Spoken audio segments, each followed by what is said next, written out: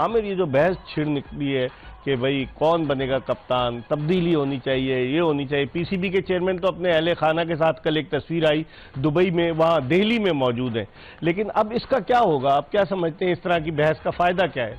ये सारी चीज होती है वीक क्रिकेट बोर्ड की वजह से। वीक क्रिकेट बोर्ड और दूसरा लॉबीज है।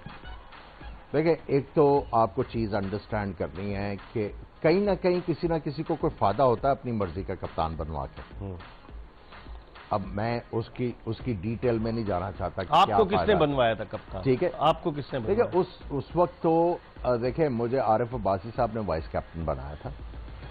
उसके बाद साउथ अफ्रीकन टूर पे साउथ अफ्रीकन टूर के ऊपर मुझे वाइस कैप्टन बनाया था, कप्तान नहीं बनाया था। लेकिन आपकी कप्तानी में हम डरबन टेस्ट जीते। ठीक, अब बात सिंपल सी है कि ये कोई टाइम है ये बात करने का। अभी वर्ल्ड कप खत्म नहीं अभी हुआ। आपके 6 मैचेस बाकी हैं।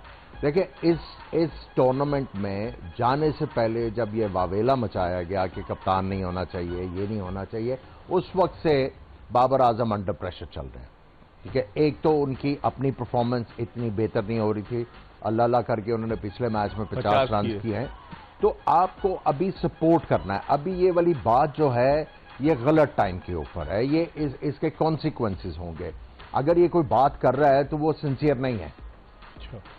तो अपने आप से नहीं है, पाकिस्तान क्रिकेट से नहीं है। अगर जो अभी लॉबियां मुतहरिक हैं वो किस लिए हैं? 2-3 नाम है, उनको वो अपनी मर्जी का कप्तान बनवाना चाहते हैं। उनको क्या फायदा होगा कप्तान बनवाने? मैं उसकी डिटेल में नहीं जाना चाहता।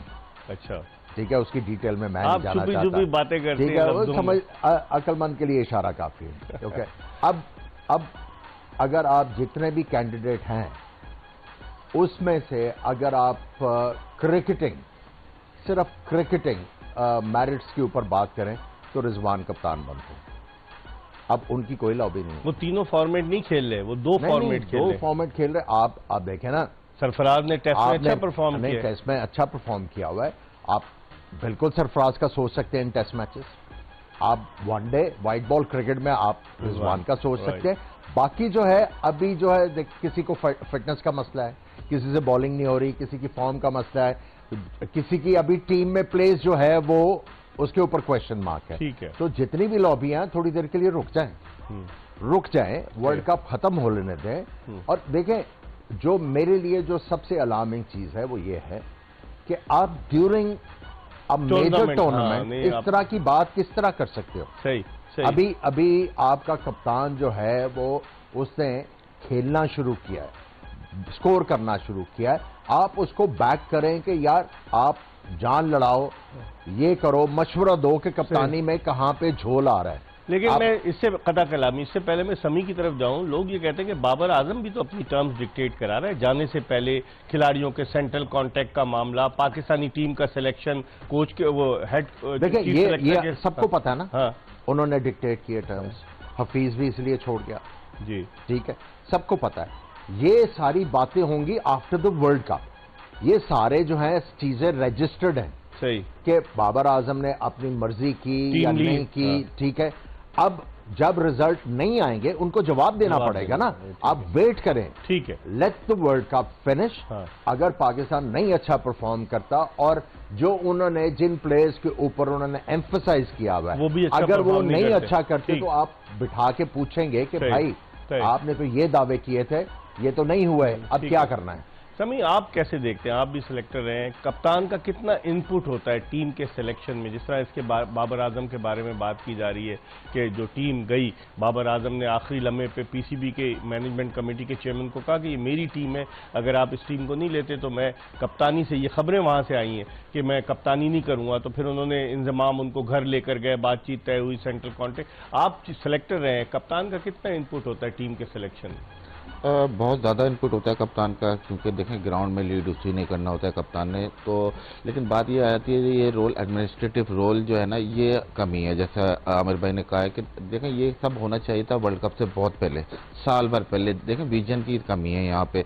अगर यही विजन, यही लड़के, देखें मैं बता रहा हूँ, साल 1.5 साल से खेलते आ रहे, जब आप इंडक्ट ही नहीं करोगे यंग टैलेंट और यंग दूसरे लड़कों को चांस ही नहीं दोगे। अगर देखें आप वनडे आपकी टीम देखें ऑलमोस्ट सेम है, T20 की टीम ऑलमोस्ट सेम है, टेस्ट टीम ऑलमोस्ट सेम है, 1-2 चेंजेस होते हैं। सही कह रहे हैं। तो जब आपने किसी को और खिलाने नहीं देना तो आपके पास पता कैसे चलेगा कि आपके बेंच स्ट्रेंथ क्या है या आपकी स्ट्रेटेजी से कमजोर पाकिस्तान क्रिकेट बोर्ड या फिर खिलाड़ियों की अपनी मनमानी या चीफ सिलेक्टर, कौन है इसका जिम्मेदार? मेरे ख्याल में देखें ये क्रिकेट बोर्ड की जिम्मेदारी है। और जहां तक रही देखें प्लेयरों की बात, मैं पहले भी एक फॉर्म से कह चुका हूं कि प्लेयरों की बात करने के लिए प्लेयर क्यों खुद करें। देखें दुनिया भर में प्लेयर एसोसिएशन है जो आपकी डील करती हैं ऑफ द फील्ड सारी एक्टिविटी। हमारे यहाँ क्यों नहीं बनती? राशिद लतीफ कोशिश कर रहे थे और भी कुछ क्रिकेटर्स हमारे यहाँ बनती नहीं, आमिर क्यों नहीं बनती प्लेयर्स? देखिए हिस्ट्री है ना, बड़ी बिटर हिस्ट्री है, आप इकट्ठे नहीं बैठ सकते।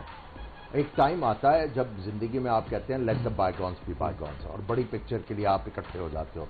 लेकिन यहाँ पे हिस्ट्री इस तरह की है और वो जो ईगो प्रॉब्लम है वो आड़े आता है। सबने 1.5 ईंट की मस्जिद बनाई हुई है अपनी, इसलिए तो आपको ये मुख्तलिफ आवाजें आती हैं। देखिए आपका जो सबसे बड़ा मसला है वो ये है, जो समी ने अभी बात की विजन नहीं है। ये सारे लोग जो बैठे हुए हैं ये क्रिकेट बोर्ड के साथ इन्वॉल्व है, रहे हैं।